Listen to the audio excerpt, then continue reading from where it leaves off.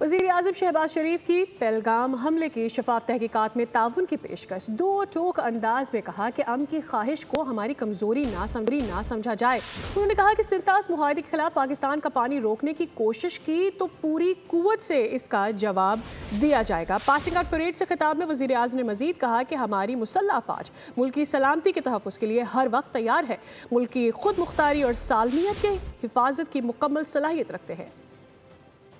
Continuing with its role as a responsible country, Pakistan is open to participate in any neutral, transparent, and credible investigation.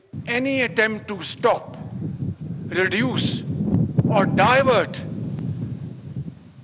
the flow of water belonging to Pakistan under the Indus Waters Treaty would be responded to with full force and might, and nobody should remain under any kind of false impression and confusion.